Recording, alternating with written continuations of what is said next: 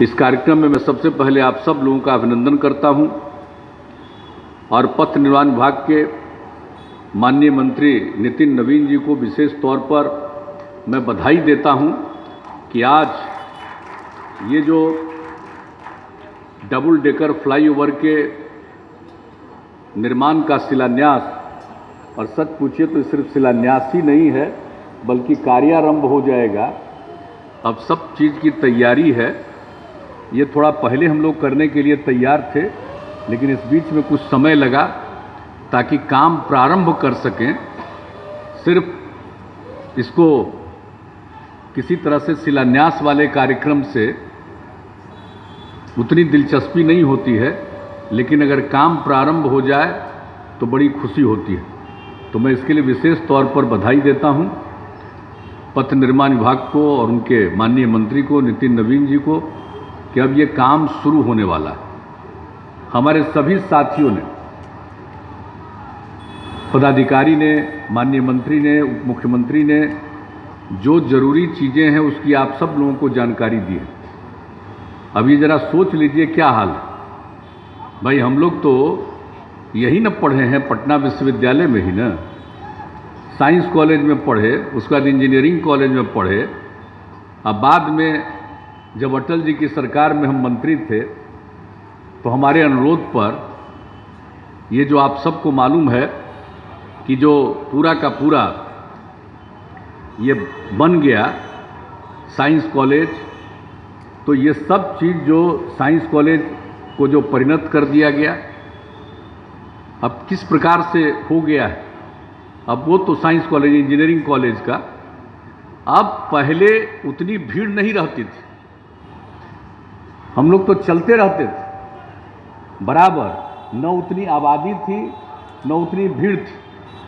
लेकिन अब धीरे धीरे किस तरह से आप समझ रहे हैं, और ख़ास कर से जब बिहार के लोगों ने हम लोगों को काम करने का मौका दिया है 2005 से, उसके बाद से कितनी सुविधाएं दी गई हैं और उन सुविधाओं के चलते आवागमन कितना हुआ, व्यापार कितना बढ़ा है, लोगों ने अपने भवनों का कितना निर्माण कराया है।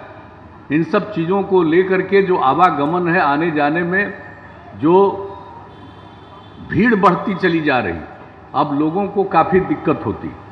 हम तो कुछ बोलते नहीं हैं भाई।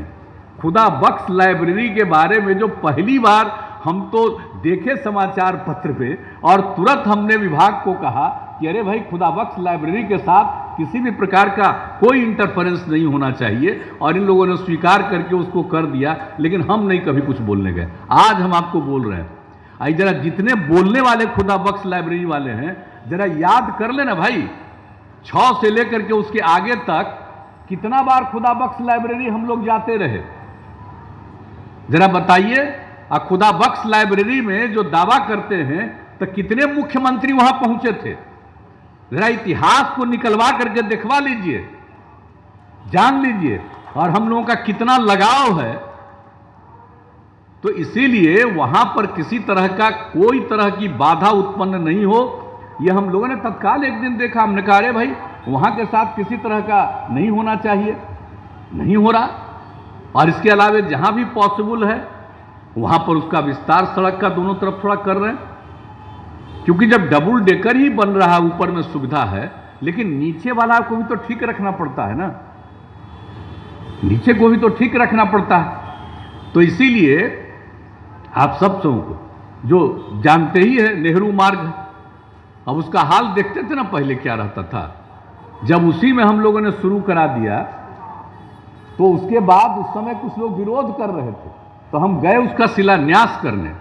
तो वहीं पर हमने कहा कि आप क्या सोच रहे हैं, क्यों इसके विरोध में आप हैं।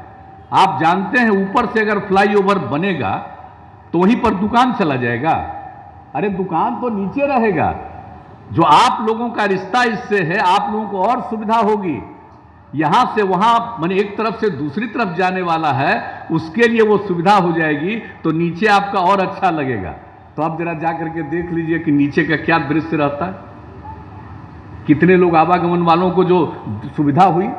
जहां जहां भी नीचे जब ये फ्लाईओवर बनेगा तो जहां जहां भी कुछ कुछ संभव है, यानी यूनिवर्सिटी के एरिया में थोड़ा बहुत तो उसका चौड़ीकरण हो जाएगा जहाँ कहीं भी, लेकिन जहाँ एरिया ही नहीं है तो वहाँ पर कैसे होगा। इसलिए ये जो बन जाएगा ये बहुत अच्छा होगा, और अब 3 साल में बन करके तैयार होगा तो ये बहुत अच्छा हो जाएगा, लोगों को सहूलियत होगी, आने जाने में सुविधा होगी। तो ये सब हुआ। और आप जानते हैं कि पटना में, बिहार भर में जो कुछ भी किया गया तो कहा ही गया, और पटना में कितना ज़्यादा हम लोगों ने सड़कों के बारे में, कितने फ्लाईओवर का निर्माण किया, कितना आरओबी का निर्माण किया गया।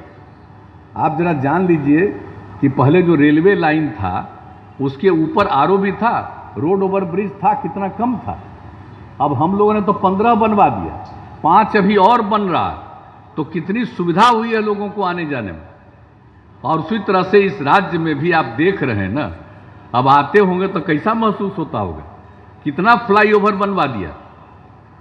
कौन सा पथ है जिस एरिया में पहले कोई कंकड़ बाग जाता था तो एक बार गया और उसका कोई तुरंत लौट पाता था।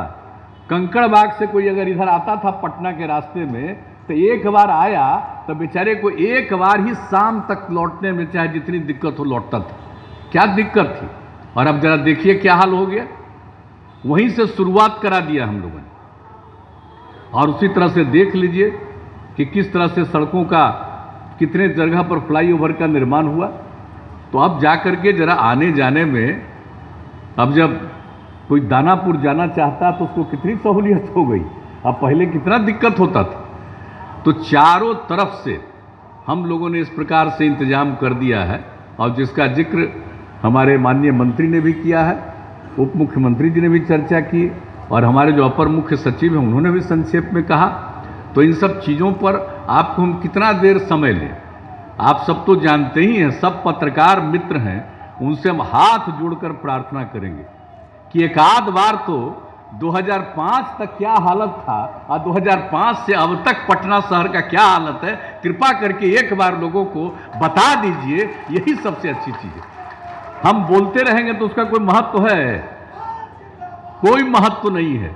लेकिन आप ही अनुसंधान करके जो कुछ भी किया गया, अगर इसके बारे में आप कह दीजिएगा तभी ना होगा।